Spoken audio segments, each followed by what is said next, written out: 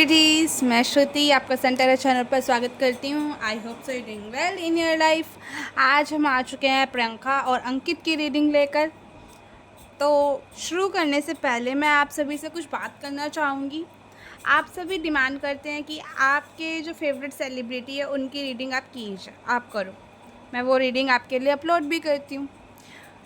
Starting से लेके and तक काफ़ी 4 से 5 या 7 रीडिंग्स आप लगा लो, प्रियंका और अंकित पे हो चुकी है।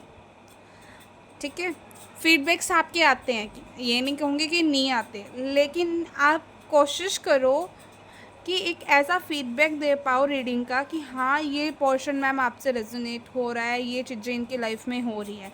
अब मैंने आपको 2 या 3 वीडियो में ये चीज़ आपको मेंशन की है कि अगर प्रियंका और अंकित अपनी मिसअंडरस्टैंडिंग्स और ईगो को साइड में रखते हैं तो आने वाले 6 महीने में इनके बीच में पावरफुल कपल ये बन सकते हैं। लेकिन अगर ये वक्त निकल गया और ब्रेकअप की न्यूज़ आने लगी तो फिर इनके बीच में मुश्किल है। अब ये चीज़ मैंने आपको फ्यूचर प्रेडिक्शन दे दी। अब उसके बाद मैं क्या वीडियो बनाऊँ आप मुझे बताओ। न्यूमरोलॉजी से भी चेक किया मैंने, किया होगा आप सभी के लिए। न्यूमरोलॉजी से मैं ऐसे करती नहीं हूँ। जो मेरे पर्सनल क्लाइंट्स होते हैं, जो मुझसे टैरो सेशंस लेते हैं या फिर न्यूमरोलॉजी सेशन लेते हैं, उन्हीं के लिए करती हूँ। क्योंकि न्यूमरोलॉजी से चेक करना भी एक बड़ा कॉन्सेप्ट हो जाता है। फिर भी आप सभी के प्यार के लिए मैंने वो चीज़ किया। तो सबसे पहले अगर आप बाई चांस किसी एक्टर को लेकर रीडिंग मांग रहे हैं तो वहाँ पे क्लियर करें कि हाँ, ये चीज़ हम जानना चाह रहे हैं। और जब फ्यूचर प्रेडिक्शन मैंने दे दी तो आपको थोड़ा सा वेट करना चाहिए। अब या तो मुझे ये बता दो कि हाँ, कि इसके ऊपर आप बना दो ताकि मुझे क्लियर हो जाए, हाँ मैं रीडिंग कर दूँ। मुझे तो खुशी मिलेगी कि आप सभी को मैं रीडिंग दे पा रही हूँ, एंगेज रख पा रही हूँ। ठीक है, तो यहाँ पे कोशिश किया करें। अगर आपको ये चीज़ जो मैंने पिछली वीडियो में बताई है, आपको बिलीव है कि इनका जो ट्रू लव है सब कुछ ठीक होगा और ये जीत सकते हैं, रिकन्साइलेशन हो सकता है, तो कमेंट बॉक्स में ना रियूनियन 2025 ज़रूर लिखिएगा इन दोनों के लिए, ताकि पता चले कि आप सभी सच में इनका रियूनियन चाहते हो। वैसे चाहते हो तभी डिमांड करते हो इतनी वीडियोस, मैं वो समझ सकती हूँ। अब मेरे पास एक ही तरीका है आप तक ये रीडिंग पहुंचाने का, वो चेक कर लेते हैं। लेकिन उससे पहले जितने भी मेरे टैरो सेशंस होते हैं वो सिर्फ फ्यूचर प्रेडिक्शन ही नहीं, जितने भी सेलिब्रिटीज़ या फिर आपकी रीडिंग अगर मैं करती हूँ तो उनकी जर्नी का रोड मैप होता है बेसिकली। जितनी भी रीडिंग्स मैं करती हूँ उसमें ऑनेस्टी, एथिकली बिल्कुल अच्छे से मैं रीडिंग करने की कोशिश करती हूँ, बिना किसी झूठी स्टेटमेंट दिए, बिना किसी डर जनरेट किए। मैं कोशिश करती हूँ कि आप सभी को राइट डायरेक्शन, राइट गाइडेंस जो दुर्गा माँ, जो खाटू श्याम जी आपको देना चाह रहे हैं वो मैं आपको दे पाऊँ। जितने भी मेरे टैरो सेशंस होते हैं वो प्रैक्टिकल सॉल्यूशन ओरिएंटेड होते हैं। तो यहाँ पर अब हम चेक करेंगे। मैंने एक टैरो स्प्रेड बनाया है और आप मेरे टैरो स्प्रेड के बारे में भी नहीं बताते हो। कितने बार मैंने कितने बढ़िया बढ़िया कार्ड्स निकालने हैं और कितनी बढ़िया तरीके से क्लैरिटी दी है, उनके बारे में भी आप कुछ नहीं बोलते हो। नाराज़ करके मानोगे, है ना। तो आज फिर श्रुति एक्सक्लूसिव टैरो स्प्रेड में लेकर आ चुकी हूँ। तो चलिए चेक कर लेते हैं कि जो हमारा टैरो स्प्रेड है वो क्या बता रहे हैं। Will they reunite before the 6 month mark? क्या 6 महीने के अंदर अंदर इन दोनों का रियूनियन हो जाएगा? ठीक है, तो यहाँ पर मैं ये चीज़ चेक करती हूँ। सबसे पहले एक सीरीज़ हम इस पे बना सकते हैं, ठीक है, ये सही रहेगा। पहले 6 मंथ का, फिर आगे देखेंगे कि हर मंथ इनकी एनर्जीज़ क्या आ रही है, हर महीने हम चेक कर सकते हैं। चलो, प्रियंका और अंकित। एक काम करना, प्रियंका और अंकित को अगर आप चाहते हो ना कि रियूनाइट हो, कमेंट बॉक्स में इन दोनों के नेम का फर्स्ट अल्फ़ाबेट लिखकर वहाँ साथ में ये लिखना डिवाइन रियूनियन, साथ में ये लिखना डिवाइन रियूनियन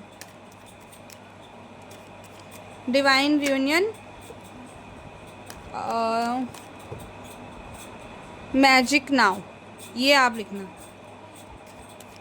कम्स नाउ या फिर मैजिक नाउ।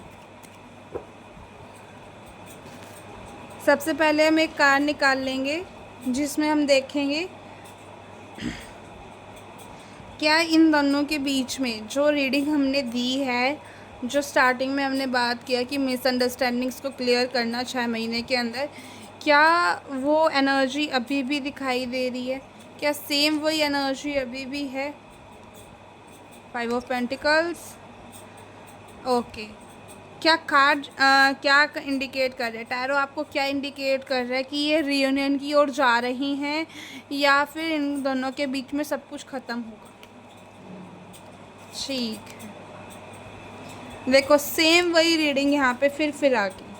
अब मैं क्या बोलूँ इससे आगे?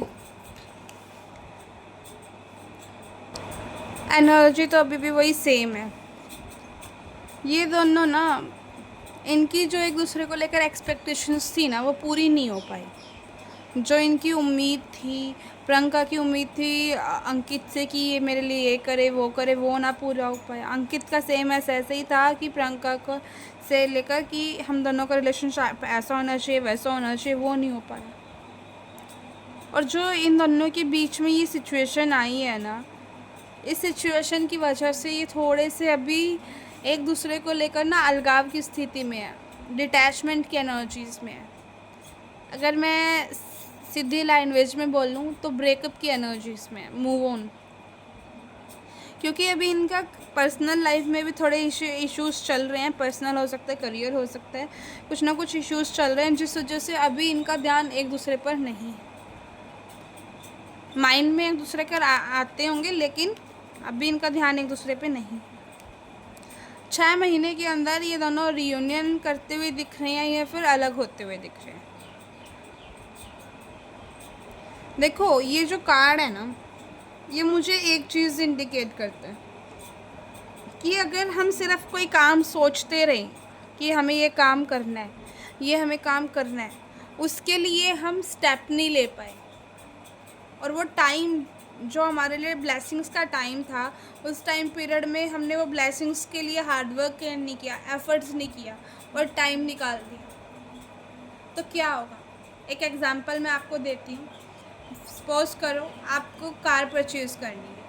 अब उस कार परचेज़ करने के लिए आपको एक ऑफ़र दिया कंपनी वालों ने, जहाँ से भी आप कार परचेज़ करना चाह रहे हो वहाँ पे ऑफ़र दिया कि आने वाली 6 महीने के अंदर अगर जो भी कार परचेज़ करता है उसको हम 50% का डिस्काउंट देंगे, ये देंगे, वो देंगे। अब धीरे धीरे टाइम बीतता जा रहा है, धीरे धीरे टाइम स्पेंड होता जा रहा है। इस टाइम फ्रेम के अंदर अगर आपने कोई सॉलिड स्टेप नहीं उठाया कार परचेज़ करने के लिए, तो क्या होगा? जो ऑफ़र, जो ब्लेसिंग्स, जो कार का ऑफ़र आपको दिया हुआ था, वो ऑफ़र चला जाएगा, ख़त्म हो जाएगा।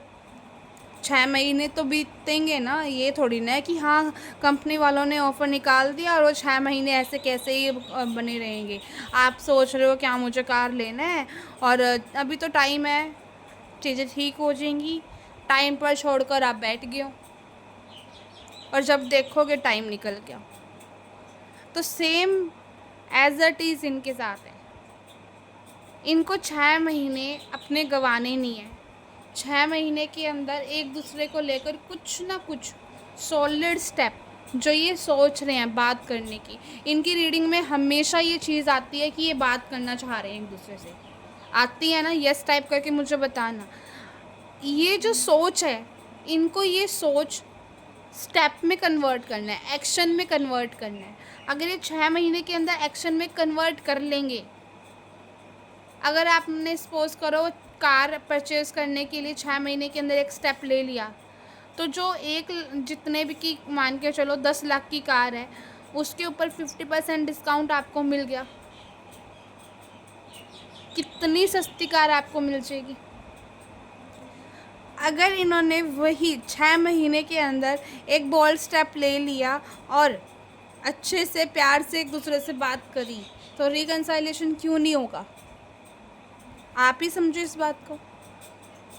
अगर इन्होंने स्टेप नहीं लिया, 6 महीने को गवा दिया और 6 महीने से ऊपर कुछ दिन कर दिए, फिर इनका ब्रेकअप होने की भी संभावना मुझे यहाँ पे दिखाई दे रही है। ये रीडिंग मुझे इनके लिए दिखाई दी है, ठीक है। ये चेक करते हैं कि आने वाले 30 डेज़ में, ठीक है, अप्रैल मंथ में इनके बीच में क्या होता हुआ दिख रहा है। इनका पैचअप हो रहा है या फिर दूरियां और बढ़ रही हैं, क्या हो रहा है, इससे आपको क्लैरिटी मिल जाएगी। OMG,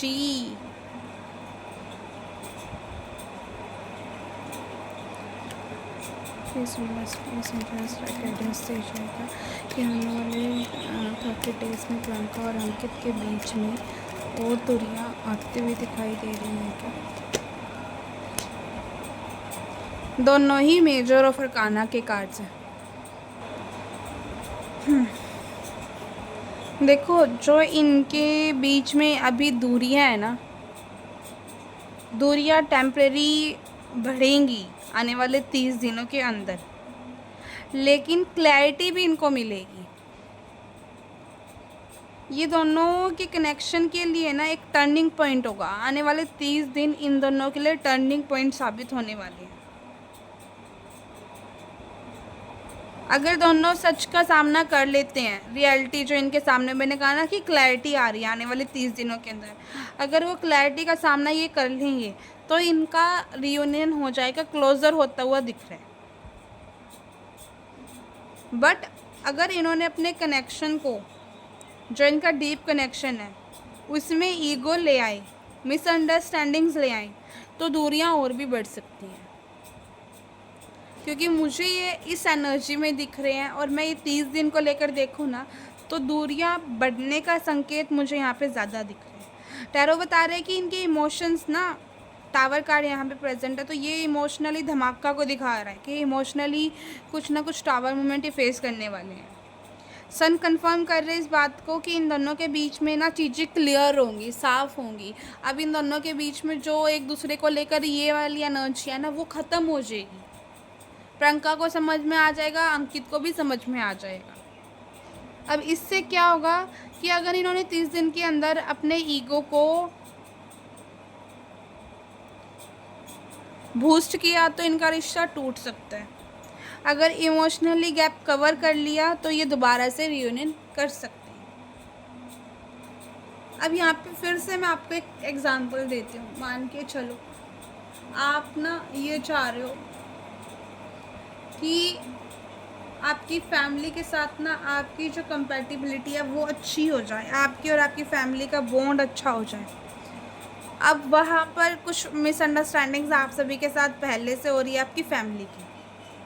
उस मिसअंडरस्टैंडिंग को जब तक आप अपने मन से नहीं निकाल लोगे, मन में है आपके, जब तक आप अपने मन से नहीं निकाल लोगे और कड़वाहट और भरोगे, तो फ्यूचर भी क्या ही होगा, कड़वा होगा। तो अपनी गलत फहमियाँ इनको साइड में रख कर ही आगे बढ़ना है, ठीक है। तो ये रीडिंग प्रियंका और अंकित की आ रही थी। मुझे ज़रूर बताइएगा कि ये रीडिंग आपको कैसी लगी। थैंक यू कि आपने वॉच किया और मुझे फ़ीडबैक देना। ये जो रीडिंग मैंने आज की है इसका फ़ीडबैक देने ज़रूर आना। और इस रीडिंग को क्लेम करने के लिए थैंक यू। एंड यस 444 लिखो, प्रियंका और अंकित को ब्लेसिंग्स भेजो कि हाँ वो हिम्मत से सिचुएशन को पार करें। चांसेस हैं कि इन दोनों के बीच में अच्छा हो सकता है। ये आपकी प्रेज़ के ऊपर डिपेंड है कि आप जो प्रे करोगे ना वो भी इफ़ेक्ट डालेंगी, ठीक है। Thank you and bye. Like, subscribe, comment and share guys, ठीक है। ज़रूर सब्सक्राइब करना, ज़रूर लाइक करना, कमेंट भी करना, शेयर भी करना।